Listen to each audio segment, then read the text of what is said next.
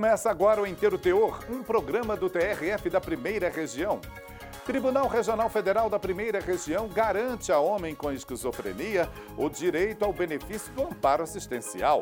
TRF1 confirma a sentença que tornou nula a convocação de um médico para prestar o serviço militar obrigatório. Lançado o Anuário da Justiça Federal 2020. Publicação traz raio-x do Judiciário Federal Brasileiro. O Inteiro Teor apresenta decisões e fatos da Justiça Federal da Primeira Região. Fique com a gente!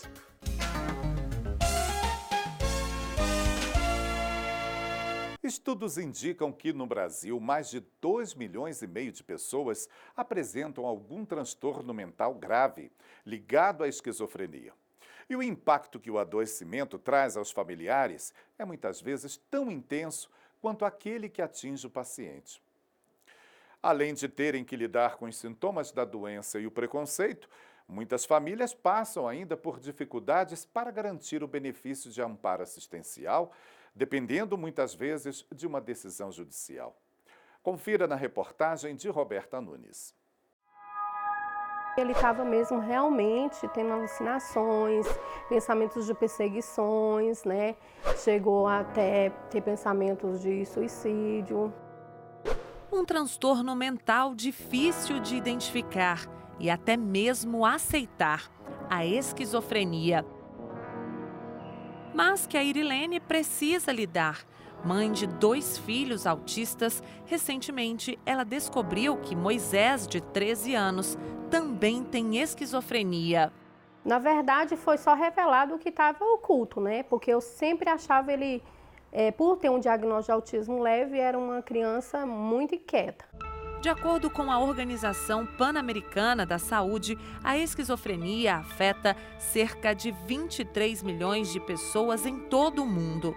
Número que pode ser ainda maior, por se tratar de um transtorno difícil de identificar. Então a esquizofrenia ela é difícil de ser diagnosticada, os critérios não são fáceis, você precisa de um tempo de acompanhamento para fechar com certeza o diagnóstico. Além disso, a doença não tem cura. A doença vai cursar de uma forma degenerativa, o cérebro da pessoa vai tendo lesões degenerativas. Então, assim, infelizmente, com o passar do tempo, ela não melhora, ela piora. Mesmo com os tratamentos que nós temos atuais. Então, a gente consegue controlar os sintomas associados, mas nunca a evolução em si da doença. Um homem com esquizofrenia pediu ao INSS o benefício do amparo assistencial, que é um direito da pessoa com deficiência e do idoso que comprove não ter condições de se manter ou de ser sustentado pela família. Mas teve o pedido negado. O segurado teve que recorrer à justiça e o caso foi parar no Tribunal Regional Federal da Primeira Região. Ao analisar o processo, o relator, juiz federal Cristiano Miranda, entendeu que o segurado atendia todos os requisitos previstos em lei para ter direito ao benefício. Verifiquei que a doença estava demonstrada e que ele também possuía limitações quanto à sua inserção no mercado de trabalho, na sociedade como um todo, porque muitas vezes a pessoa ainda tem a sua capacidade parcial para um trabalho, mas na localidade, e era o caso, não há atividades que possam absorver aquela aptidão remanescente. E aí, de forma concreta e objetiva, ele acaba não tendo meios para subsistir, nem para manter a sua família com o mínimo essencial. Esse psiquiatra explica que um dos principais problemas enfrentados por quem tem o transtorno é o preconceito. Para a família é difícil lidar, a família às vezes tem vergonha, às vezes não entende que aquilo é uma doença. As doenças mentais têm um preconceito maior. Às vezes a pessoa é motivo de piada, é motivo de deboche. Então isso é um problema bastante sério. Para os especialistas, falta informação. Os centros de convivência são uma alternativa para ajudar essas pessoas e seus familiares a ter mais qualidade de vida. A gente acolhe pessoas que estão em processo de tratamento, digamos assim, estariam já mais estáveis, por assim dizer. A gente não é um centro de tratamento, o nosso intuito é tentar promover a convivência. tentar promover as diferenças, né? Poder ser um lugar onde as pessoas possam se colocar de forma autêntica. Irilene, que vive essa realidade, sabe como é importante dar uma atenção especial a essas pessoas. Eles têm noção do que acontece ao redor deles. Eles se entristecem, eles ficam tristes. Tem dia que ele chora, ele fala, eu não tenho nenhum amigo, né? Então isso dói dentro da gente.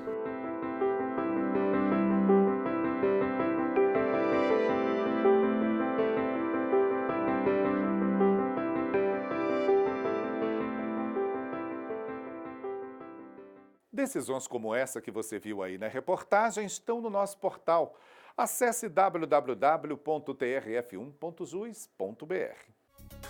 E veja a seguir, TRF1 confirma a liberação de um médico que havia sido convocado para prestar o serviço militar obrigatório. E mais, lançado o Anuário da Justiça Federal. É já, aqui no Inteiro Teor.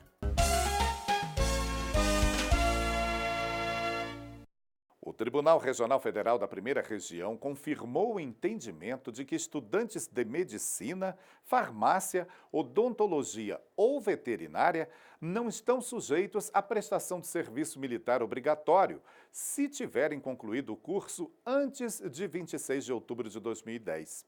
Saiba por quê na reportagem de Ana Paula Souza.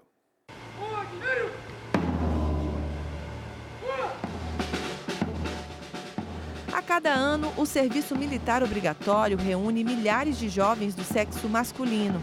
Eles devem se alistar em uma junta militar até o dia 30 de junho do ano em que completam 18 anos de idade. Dados do Ministério da Defesa mostram que em 2018, cerca de 1.700.000 jovens realizaram o alistamento, mas apenas 60.000 incorporaram-se às Forças Armadas. Ou seja, dos que se apresentam, apenas 3,5% servem no Exército, na Marinha ou na Aeronáutica. O tenente-coronel do Exército, Rodrigo Alves, explica os fatores que levam ao baixo número de incorporações. Segundo ele, são observados o interesse e a necessidade da administração pública e casos específicos de dispensa automática. Nós temos algumas possibilidades de dispensa do serviço militar previstas em lei. Eu cito as principais. Então, se o indivíduo ele é arrimo de família, se ele é um indivíduo com uma notória incapacidade física ou mental, se o indivíduo reside num município não tributário. Então, essas são as principais causas de dispensa do serviço militar. O interesse dos jovens também é levado em conta. Via de regra, apesar do serviço militar ele ter um caráter obrigatório, nós temos trabalhado com um efetivo muito grande de voluntários para servir as Forças Armadas. O estudante João Luiz Campos expressou sua vontade de não servir nas Forças Armadas. Aos 17 anos, quando se alistou, já estava na faculdade de engenharia e, ao final do recrutamento, conseguiu ser dispensado por excesso de contingente, que ocorre quando as vagas são preenchidas e o excedente é dispensado. Eu não tinha interesse de servir, primeiramente, por já estar na faculdade, né? E, em segundo lugar, porque eu já tenho um negócio de família, né? Que eu já estava trabalhando. Então, eu já tinha uma estrutura meio que definida, né? Aí, para não sair desse foco, né? Eu decidi optar por não servir. Existe outra possibilidade. O recrutamento é adiado nos casos em que, no momento do alistamento, o jovem informa que pretende cursar medicina, farmácia, odontologia ou veterinária. Nesse caso, após a formação universitária, esses profissionais precisam se apresentar novamente. Mas eles não são selecionados para o serviço militar obrigatório tradicional, digamos assim, em que eles seriam incorporados como soldados recrutas, por conta da qualificação deles, da formação deles. Então, eles entram num processo seletivo especial, né, considerando as habilitações que eles adquiriram na formação acadêmica, e, findo esse processo seletivo especial, eles poderão ou não serem incorporados a uma das organizações militares das Forças Armadas como médico, farmacêutico, veterinário ou dentista das organizações militares. Muitos profissionais têm ingressado com ações na Justiça para contestar essas convocações, mas essa situação já estava prevista na Lei 5.292 de 1967 e em 2010, outra norma, a de número 12.336, confirmou a possibilidade e trouxe outras, como a obrigatoriedade desses estudantes de medicina, farmácia, odontologia e veterinária servirem nas Forças Armadas, mesmo se tiverem sido dispensados por excesso de contingente. Casos como esse têm chegado aqui ao TRF da 1ª Região. Em um deles, 2 homens que foram dispensados por excesso de contingente e posteriormente convocados após a formação no curso de medicina, entraram juntos com uma ação para desfazer a obrigatoriedade de servir às Forças Armadas. Mas como eles tinham datas de conclusão de curso diferentes, somente um conseguiu. O caso foi analisado pela 2ª turma do TRF-1, que considerou como marco o dia 26 de outubro de 2010, data em que a Lei 12.336 entrou em vigor. Os desembargadores entenderam que quem concluiu o curso superior até essa data não estaria obrigado a se apresentar. No processo, ficou comprovado que um dos autores concluiu o curso de medicina em 7 de novembro de 2010, ou seja, após a edição da lei, e que, portanto, deveria se apresentar às Forças Armadas. Já o outro foi dispensado porque terminou a graduação em 9 de julho de 2010, 3 meses antes da norma entrar em vigor.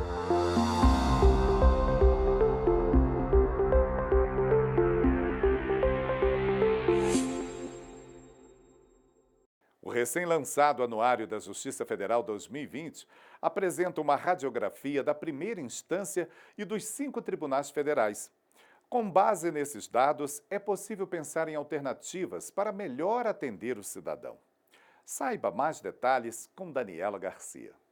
O lançamento do Anuário da Justiça Federal 2020, que mostra a atuação dos 5 tribunais regionais federais do país, reuniu diversas autoridades. Na ocasião, o presidente do STF, ministro Dias Toffoli, falou sobre a importância da Justiça Federal e lembrou o grande número de processos que tramita no judiciário brasileiro, mesmo com todo o esforço dos magistrados. Ele ressaltou no discurso como é essencial a criação do novo tribunal, o TRF6, pensamento compartilhado pelo ministro João Otávio de Noronha, presidente do Superior Tribunal de Justiça. É indispensável, é necessário, urge que se aprove a lei, que se instale. Nós não podemos ficar com um tribunal onde o desembargador tem 40 mil processos. O tribunal não pode ser proposta de justiça, tem que concretizar a justiça. E este é justamente um dos assuntos abordados no Anuário da Justiça Federal 2020. A publicação da editora Consultor Jurídico traz ainda as principais decisões dos 5 tribunais regionais federais nesses 30 anos de existência e celebra a data. Magistrados do TRF da 1ª Região prestigiaram o evento. Toda estatística que pode ser feita da Justiça Federal, toda análise da Justiça em números é sempre muito importante, porque funciona como uma radiografia de quem somos para que possamos construir alternativas e caminhos para a melhora da Justiça Federal. Portanto, trabalhos como esse, como tantos outros que possam surgir, que nos demonstrem os equívocos e os acertos da Justiça, são sempre bem-vindos. A versão em inglês do Anuário da Justiça Brasil 2019 também foi lançada. Ela traz um panorama do judiciário brasileiro este ano. Esse foi o Inteiro Teor com notícias sobre decisões da Justiça Federal da 1ª Região.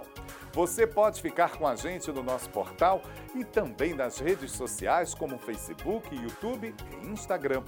Até o próximo programa. Tchau!